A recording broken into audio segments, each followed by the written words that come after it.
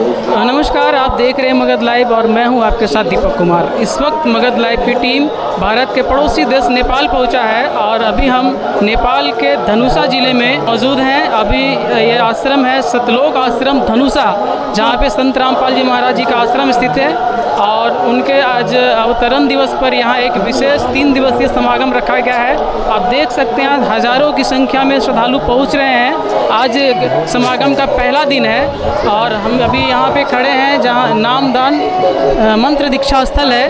कबीर पंथ को मानने वाले इससे पहले जो हैं कबीर साहब को एक सदगुरु के रूप में मानते हैं, गुरु के रूप में मानते हैं, पर संत रामपाल जी महाराज जी जो हैं बताते हैं कि कबीर साहब भगवान हैं। और ये इस बात को लेकर के चर्चा छिड़ा हुआ है। कबीर पंथ को पहले से मान रहे हैं, उनका कहना कुछ है और संत रामपाल जी महाराज जी का कहना कुछ है। आखिर इसके पीछे क्या आधार है, क्या सच्चाई है, मैं जानने का प्रयास करूंगा। आज का ये विशेष जो वीडियो है इसी विषय पे केंद्रित रहेगा। चलिए मैं आपको सीधे उनके फॉलोअर्स के बीच लिए चलता हूँ। आप देख सकते हैं यहाँ पे बहुत सारे लोग पहुँचे हैं ज्ञान समझने के लिए और उनके फॉलोअर्स जो हैं ज्ञान को समझा रहे हैं, बता रहे हैं। देखिए यहाँ पे कुछ श्रद्धालु हैं जो, क्या नाम हुआ सर आपका? रामेश्वर मंडल। कहाँ से आए हैं आप? बिहार भागलपुर जिला से। आप जिस तरह का वेशभूषा बना रखे हैं, आप पहले से किसी संत महात्मा से जुड़े हुए हैं? हाँ, संत महर्षि बाबा से जुड़े हैं। संत महर्षि महर्षि। आप यहाँ किस उद्देश्य से आए हैं? ऐसे सत्संग से सुने हैं कि संत रामपाल बाबा का सत्संग हो रहा नेपाल में, तो हम चले आए। अपने गांव ग्राम के भाई भतीजे थे। अच्छा, आप यहाँ पे अभी देख रहे हैं कि कुछ किताबें खोल रखे हैं, क्या समझा रहे हैं? समझा रहे वही ज्ञान ध्यान की बात कि संत रामपाल जी के मार्ग क्या है, संत महर्षि जी के मार्ग क्या है, यही सब बता रहे हैं। आप क्या जानना चाह रहे हैं इनसे? आपका क्या सवाल है, कुछ हम लोग भी जान सकते हैं? वहाँ से ये इच्छा से आए थे हम कि यदि संत रामपाल बाबा अपने से सत्संग कर रहे हैं तो उनका दर्शन स्पर्श करने का इच्छा था हमको, इसलिए हम चले आए यहाँ। उनके दर्शन की इच्छा से आए थे? हाँ, और यहाँ आकर के बहुत तरह की वातावरण आ गए कि वह गुरु क्या किए, ये सच्चा गुरु है, सच्चा गुरु का संग लग जाइए। तो हम भी सोचे धूल सामान मिल जाए तो धूल थोड़ा सा चाट लें। अब तो पहले से संत मत से जुड़े हुए हैं, फिर क्या ऐसा ज़रूरत पड़ा है कि इस तरह का, आखिर कहीं तो मन में भटकाव रहा होगा? भटकाव इस प्रकार से आया कि लोग साथी संग और गुरु भाई सब भी बोल रहे हैं कि नहीं नहीं सच्चा गुरु है, सच्चा गुरु है। तो हम कहें कि दरस परस होता तो हम कुछ पूछते हैं बाबा से, संत महाराज से। गुरुजी तो नहीं मिले, आप यहाँ इनके फॉलोअर्स बैठे हुए हैं, इनसे कुछ जानने का प्रयास तो कर रहे होंगे, क्या जानना चाह रहे हैं? जानना चाह रहे हैं वही मंत्र को। हम मंत्र देखते हैं, बता रहे हैं, सत्य ही बता रहे हैं। उसमें 2 बात में अब रास्ता अलग अलग बोल दिया बाबा महाराज जी, तो हम शंकाओं में पड़ रहे हैं कि ये रास्ता तो बता रहे हैं अलग अलग। मतलब ये कहीं आपको भ्रमित तो नहीं कर रहे हैं? नहीं देना रहा है, लखा रहा ठीक, और आज का बोनी नहीं है। आगे भी हम बहुत बात सुने हैं, बहुत समझे हैं, बहुत संतों से मिले हैं, बहुत जगह सत्संग सुने हैं, लेकिन आज यहाँ भी आ गए तो यहाँ भी समझ रहे हैं। होगा इच्छा तो जुट जाएंगे, और क्या। मतलब आपको लग रहा है कि भ्रमित नहीं कर रहे हैं, सही रास्ता बता रहे हैं, फिर क्या कन्फ्यूजन है आपको? हुआ कि हम गुरु महाराज से नहीं मिल सके। गुरु महाराज से नहीं मिल सके? सर कैसे मिल सकते हैं गुरु महाराज से, क्या बताना चाहेंगे आप? जब संत मत में हैं, शुद्ध सदमंत का यह विचार है कि सतगुरु पूर्ण ब्रह्म है और सतगुरु रामता राम। सतगुरु ही पूर्ण ब्रह्म होता है। जब वो सतलोक अमरखंड के चेयर पर बैठता है तो परमात्मा अल्लाह अकबर, अलमाइटी गॉड, अल्लाह अकबर के बाद अकह पुरुष, अगम पुरुष, सतपुरुष के नाम से जाना जाता है, परम अक्षर ब्रह्म के नाम से जाना जाता है। जब वह मालिक हम दुखाले में फंसे हुए तमाम जीवात्मा को बंधन से छुड़ाने के लिए हमारे को सद्ज्ञान देने के लिए आता है, तो इस मृत्यु लोक के चेयर पर जब वो आपदासीन होता है तो वो सतगुरु के नाम से जाना जाता है। और वास्तविकता हमारे धर्मशास्त्र में बताया गया है, कबीर सागर में बताया गया कि अमर ग्रंथ जो वाणी चल रहा है, मालिक के समागम जो अखंड वाणी चल रहा है, उस वाणी में गरीब साहब बताए हैं कि सतगुरु साहेब एक शरीरा। जो सतगुरु होता है, जो साहेब मालिक है, वो दोनों का शरीर एक है। वहाँ मालिक है, यहाँ सतगुरु। एक चीज़ हम रोकना चाहेंगे, हमारे जो व्यूवर हैं, इससे पहले भी हमने एक वीडियो चलाया था अपने चैनल पे, काफ़ी सवाल आए हैं। हम भी देखे हैं कि कबीर साहब को मानने वाले इसके पहले सब कबीर साहब को सतगुरु के रूप में मानते हैं। आपके गुरुजी इनको भगवान क्यों बताते हैं? हाँ, मेरे गुरुजी इसलिए बताते हैं कि 1398 में कबीर साहब का यहाँ आगमन हुआ था। बिल्कुल बिल्कुल। उनका प्रथम शिष्य धर्मदास जी थे। धर्मदास जी के द्वारा इस कबीर सागर में इन्होंने वर्णित किया। इतनी मोटी किताब है। मेरा सवाल ये था कि कबीर साहब भगवान कैसे हैं? क्या कर रहे हैं सर, आप क्या बोलना चाहेंगे? कबीर साहब भगवान हमारे वेदों में वर्णित है, हमारे चारों वेदों में वर्णित है कि कबीर परमात्मा हैं। वेदों में वर्णित है? अथर्ववेद में, अथर्ववेद के कांड नंबर अनुवाहक नंबर 1 से 7 तक में उस सोवरेंटी गॉड को नाम भी खोल दिया है कि सबको उत्पादन। मतलब आप एक तरफ ऐसा कहना चाह रहे हैं कि इससे पहले कोई वेद पढ़ा ही नहीं था क्या? बिल्कुल पढ़ा था, लेकिन फिर आप ऐसे क्यों बोल रहे हैं? इसके पहले भी तो लोग वेद पढ़े होंगे। जी जी, पढ़ा था, लेकिन समझा नहीं था। लोगों को भ्रमित किया गया। क्यों? कि तब तक बच्चे नहीं समझ पाते हैं जब तक कोई उनको समझाने वाला नहीं मिलता है, चाहे वो क्लास LKG हो चाहे PG क्लास तक हो। जब गुरु मिलता है, हमारे मोतियाबिंद का जो ऑपरेशन कर देता है, यानी दर्पण जैसा जो दिखा देता है, तो भी हम समझ पाएंगे। तो उस तरह के शास्त्र के अनुसार ज्ञान बताने वाला आज तक इस ब्रह्मांड में कोई गुरु हुआ ही नहीं जो अकॉर्डिंग टू द होली ग्रंथ के अनुसार बता सके कि जो मैं बता रहा हूँ ये साक्ष्य है। लेकिन रामपाल जी महाराज जो भी बता रहे हैं वो चारों वेदों में, सूक्ष्म वेद में, पुराण में सब वर्णित है। आप ही के किताब में, आप ही सनातन धर्म के किताब में, और मजहब वाले जो बाइबल वाले हैं तो बाइबल के किताब में सब ये बताते हैं कि कबीर इज ही गॉड। सृष्टि रचना बाइबल में भी बताते हैं कि कबीर साहब ने 6 दिन में सृष्टि किया और 7वां दिन जाके तख्त बिराजा। कबीर देव चारों वेदों में भी कबीर देव लिखा हुआ है। अगर कहिएगा तो श्लोक नंबर भी आपको दर्शा देंगे कि कबीर देव लिखा हुआ है। लेकिन यदि लिखा हुआ है तो मैं यह जानना चाहता हूँ कि ब्रह्मांड में सतयुग से लेकर कलयुग तक हमारे 88,000 ऋषि हों और 33 कोटि के देवताओं ने आज तक क्यों नहीं कहा कि कबीर भी देवता है? यही तो मैं भी कह रहा हूँ। क्यों नहीं कि इसके पहले भी तो लोगों ने वेद पढ़ा होगा। हाँ, तो क्यों नहीं कहा? इसलिए नहीं कहा कि उनको सदगुरु नहीं मिला था। क्यों सदगुरु नहीं मिला था? आज मालिक का यह इसमें वर्णित है कि मेरा वचन तभी सच्चा होगा हैं जब पीक पॉइंट कलयुग में आएगा 5505। उस समय सारे पाखंडी लोग अपना अपना विचार, अपना अपना मत, अपना अपना मंत्र दे चुके होंगे। अब मैं एक दिन इंटरनेट पर बैठूंगा, चैनल पर बैठूंगा और सारे संतों के बारी बारी से जन्म कुंडली खोल कर दिखाऊंगा उन्हीं के किताबों में, जैसे राधा स्वामी जी के किताब में, महर्षि जी के किताब में, सत्यार्थ प्रकाशन के रचना करने वाले ऐसे। लेकिन लोग तो ये भी कह रहे हैं कि आपके गुरुजी सिर्फ आलोचना करते हैं दूसरे धर्म का। बिल्कुल सही बात है, कहने वाले तो कहते हैं, लेकिन जेन्युइन क्या बात है कि यथार्थ को बताने वाला को आलोचना नहीं कहा जाता है ना। यथार्थ चीज़ को बताने वाला सही। गुरुजी का हमारा का काम है कि जैसे 500 का 2 नोट है, गुरुजी यही कहते हैं कि बच्चा ये असली है नकली है, असली का ये प्रमाण है। तो आपने जो भी लिया है, जिन गुरुओं से मंत्र लिया है, दीक्षा लिया है, वो आउटर सिलेबस है। उस सिलेबस में न सूक्ष्म वेद में, न वेद में, न शास्त्र में वर्णित नहीं है। और जो मैं आपको सत्य साधना बता रहा हूँ धर्म के अनुसार, ग्रंथ के अनुसार, उसको टैली करके मिला लो और उससे सत्य साधना शास्त्र के अनुकूल करेंगे तब हमें इच्छित फल मिल सकता है। सिलेबस से आउटर होंगे तो हमें इच्छित फल नहीं मिल सकता है। तो हम लोग सब सिलेबस से बाहर थे। प्रमाण हमारे होली बुक है कि हम सिलेबस ले थे कि सिलेबस ले बाहर। एक चीज़ तो समझ में नहीं सर, आपसे हम जानना चाहेंगे, इनसे पहले ही बात किए थे, हमारे चैनल पे इनका वीडियो देखे होंगे, हमारा इंटरव्यू इनसे हो चुका है।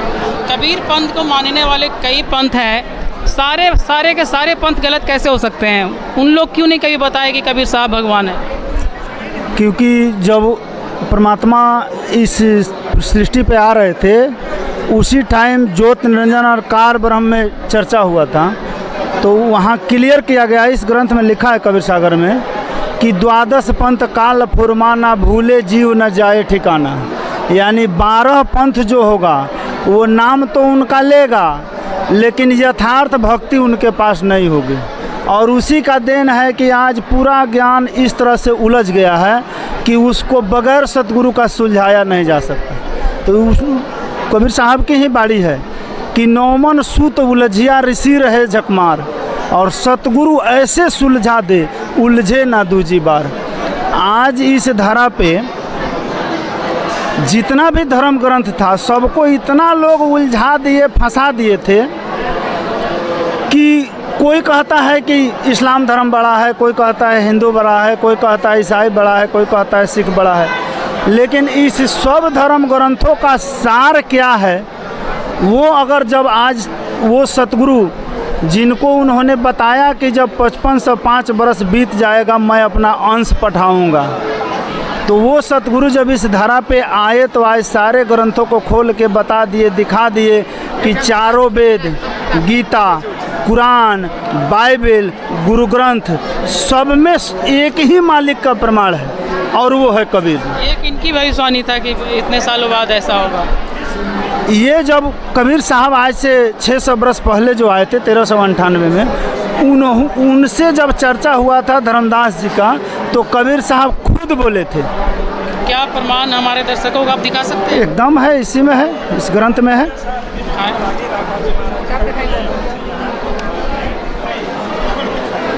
देखिए आप, ये कबीर सागर हो गया 11 भाग। वो बुक को दिखाएंगे जरा, कैमरामैन से अनुरोध रहेगा। कबीर सागर हेमराज श्री कृष्ण प्रकाशक मुंबई। ऐसा नहीं है कि संत रामपाल जी महाराज लिख के रखते हैं। हेमराज श्री कृष्ण प्रकाशन मुंबई से है। स्पष्ट है कि 5 सहस्त्र और 500 जब कलयुग बीत जाए, महापुरुष परमान तब जग तारण को आए।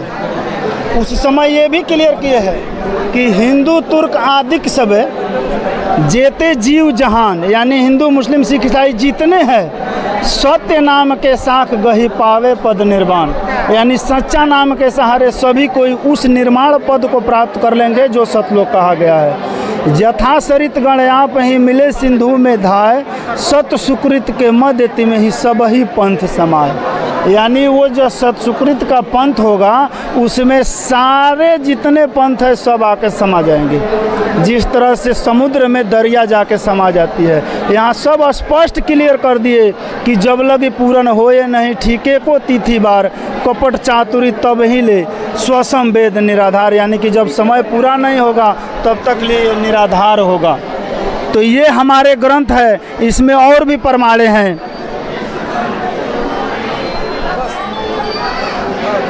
यहाँ भी बोले हैं, यहाँ उन लोगों का जब चर्चा हुआ था तभी का है। आज हमारे समाज में एक चीज़ हम यहाँ दिखाना चाहें कि हमारे समाज में पत्थर पूजा, अदर की जितनी पूजाएं हो रही है ये वहीं से आ रहा है।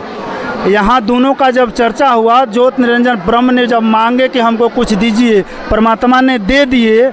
उसके बाद से इन्होंने अपना दिखाया। क्या कहते हैं कि कहा तुम्हारा जीव न जाने हमरी दिस और बात बखाने। वो परमात्मा से बोले कि जाओ, आप जाइए संसार में, लेकिन कोई आपका बात मानेगा नहीं। वही कौन बोल रहे हैं? ये ज्योत निरंजन काल ब्रह्म बोल रहे हैं, इनका वाणी है निरंजन वचन। ये कह रहे हैं कि जाओ, कहाँ तुम्हारा जीव न माने हमरी दिस और बात बखाने, मैं दृढ़ फंद रची बनाई, जामे जीव पराय अझुराई, ऐसा ऐसा दृढ़ फंदा रच के बना दूंगा जिसमें सारे जीवों को उलझा दूंगा। वेद शास्त्र सुमिरन गुण गाना, पुत्र है तीन देव प्रधाना। ये लोग सभी कोई सारे वेद ग्रंथ सारे का प्रमाण तो देंगे, लेकिन लास्ट ला करके ब्रह्मा विष्णु महेश तक फंसा कर रख देंगे कि इनसे आगे कोई नहीं है। ये वो बोल रहे हैं। फिर कहते हैं कि देवल देव पाषाण पूजाऊँ, देवल देव पाषाण, मंदिर मस्जिद पत्थर पूजवा दूंगा। तीरथ व्रत जब तप मान रहा हूँ, तीरथ व्रत जब तप में सबको उलझा दूंगा। और यज्ञ होम और नियम आचारा और अनेक फंद हम डारा। ऐसे ऐसे इतना फंदा। सर यहाँ पे हम रोकना चाहेंगे, ये तो आपके कबीर पंथ का ही हॉली बुक है। आप वेदों में दिखाइए जरा, हो सकता है ये आप अपने अनुसार लिखवाए होंगे। ये अपने अनुसार नहीं, कबीर साहब की वाणी है। कबीर साहब की वाणी है, कबीर पंथ के मानने वाले अपने हिसाब से मतलब लिखे हैं। आप वेदों में दिखाइए प्रमाण मुझे कि कबीर साहब भगवान है। अथर्ववेद में है सर, दिखाते हैं।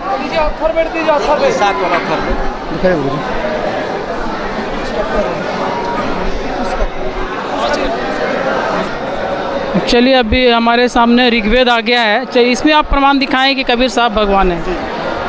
ये हमारा ऋग्वेद है, इसका मंडल नंबर 9 सूक्त 86 का मंत्र नंबर 26 है। इसमें बताया गया है, हम हिंदी पढ़ेंगे सीधे। यज्ञ करने वाले जजमानों के लिए परमात्मा सब रास्तों को सुगम करता हुआ उनके विघ्नों को मर्दन करता है, उनको पवित्र करता हुआ और अपने रूप को सरल करता हुआ वह कांतिमय परमात्मा।